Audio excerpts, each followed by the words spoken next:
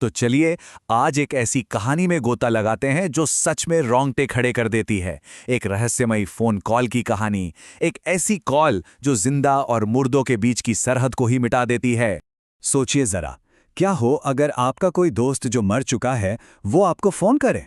जी हाँ, ये थ्रिलर कहानी इसी एक खौफनाक सवाल से शुरू होती है। कहानी का हीरो है आर्यन, एक ऐसा आदमी जो अपने अतीत के साये में जी रहा है। दिन रात बस अपराध बोध और शराब, और इंतजार है तो बस एक फोन कॉल का। एक ऐसी कॉल जिससे वो डरता भी है और शायद कहीं ना कहीं उसकी उम्मीद भी करता है। हर रात ठीक 2:17 पर उसका फोन बजता है और फोन करने वाला हमेशा एक ही शख्स होता है, उसका दोस्त विक्रम, जिसकी 3 साल पहले एक कार एक्सीडेंट में मौत हो चुकी है। फोन के शोर के बीच से जो आवाज आती है वो बेहद जानी पहचानी है, पर नामुमकिन भी। विक्रम के पहले शब्द होते हैं, फोन उठाने में देर कर दी यार। ये सुनते ही आर्यन की रूह कांप जाती है। अच्छा, तो आर्यन इतना गिल्ट में क्यों है? इसकी असली वजह अब सामने आती है। देखिए, ऑफिशियल स्टोरी मतलब पुलिस रिपोर्ट कहती है कि विक्रम गाड़ी चला रहा था, लेकिन सच तो ये था कि गाड़ी आर्यन चला रहा था, वो भी नशे में धुत। उसने अपने दोस्त को मरने के बाद भी सारा इल्जाम अपने ऊपर लेने दिया। लेकिन ये कहानी सिर्फ किसी भूत के डराने की नहीं है। बहुत जल्द ये एक बहुत बड़े मकसद, एक मिशन में बदल जाती है। विक्रम की आत्मा एक ऐसा सच बताती है जिसे सुनकर होश उड़ जाएं। वो बताता है कि वो क्रैश कोई हादसा नहीं बल्कि एक मर्डर था, और वो आर्यन को एक मौका देता है उस साजिश में शामिल एक और आदमी की जान बचाने का।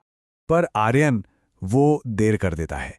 जब तक वो पहुंचता है, वो सिर्फ अपनी आंखों के सामने उस आदमी का मर्डर होते हुए देख पाता है।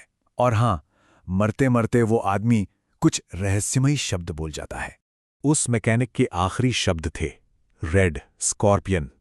बस यही वो सुराख था जो आर्यन को एक गुनाहगार से एक जासूस बनने पर मजबूर कर देता है।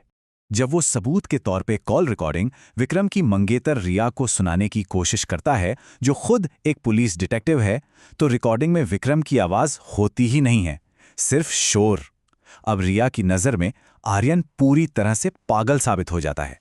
अब आर्यन बिल्कुल अकेला है, उसका एकमात्र सहारा एक भूत है, तो वो खुद ही इस खतरनाक साजिश की गुत्थी सुलझाने निकल पड़ता है। मैकेनिक का दिया वो सुराग, रेड स्कॉर्पियन, उसे मुंबई अंडरवर्ल्ड के एक पुराने कुख्यात हिटमैन गैंग तक ले जाता है जिसे सब मरा हुआ मान चुके थे। और इसी सुराग से कत्ल का मकसद भी साफ हो जाता है। पता चलता है कि विक्रम एक इन्वेस्टिगेटिव जर्नलिस्ट था जो मल्होत्रा नाम के करप्ट बिल्डर को एक्सपोज करने वाला था। तो ये कोई हादसा नहीं था, उसे चुप कराया गया था। विक्रम के दिए गए इशारों पर चलकर आर्यन सीधा एक चाल में जा फंसता है। वहां उसे साजिश के मास्टरमाइंड के तो पता चल जाता है, लेकिन वो अपनी जान बचाकर भाग पाता है, वो भी कंधे पर गोली खाकर। अब आर्यन घायल है और कातिल उसके पीछे है। वो बस उससे एक कॉल का इंतजार कर रहा है जिसके बारे में उसे यकीन है कि वो आखिरी कॉल होगी। घड़ी की टिक टिक बढ़ती जा रही है, वक्त करीब आ रहा है, और ठीक 2:17 पर आखिरी कॉल आती है। इस बार विक्रम की आवाज एकदम शांत और सीरियस है। विक्रम उसे बताता है कि उसने मल्होत्रा के खिलाफ सारे सबूत पुलिस को भेज दिए हैं, मतलब विक्रम के लिए इंसाफ का पहिया घूम चुका है। लेकिन उस भूत के पास बताने के लिए एक आखिरी बात और थी। विक्रम की इंसाफ की लड़ाई अब पर्सनल हो जाती है। वो भविष्यवाणी करता है, अगली मौत तुम्हारी है, आज रात ठीक 2:25 पर। यह शायद आर्यन की कायरता की सजा थी। जैसे ही एक हिटमैन आर्यन के अपार्टमेंट में घुसता है, आर्यन खुद को तैयार कर लेता है। अब वो अंत का सामना करने और अपने गुनाहों का प्रायश्चित करने के लिए पूरी तरह से तैयार है। पर कहानी में एक ट्विस्ट है।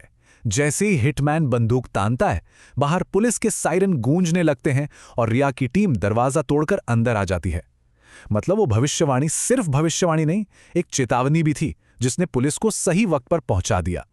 और तभी फोन पर एक आखिरी मैसेज आता है, तुम्हारे अंदर का जो डरपोक आर्यन था वो मर चुका है, अब तुम आजाद हो।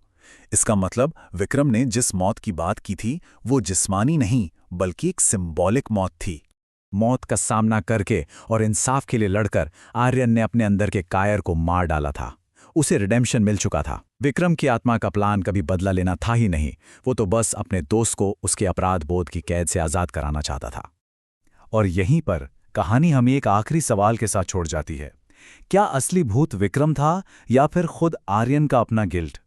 हो सकता है ये सारी अलौकिक कॉल्स बस एक इंसान के अपने गुनाहों से माफी पाने की एक तड़प थीं।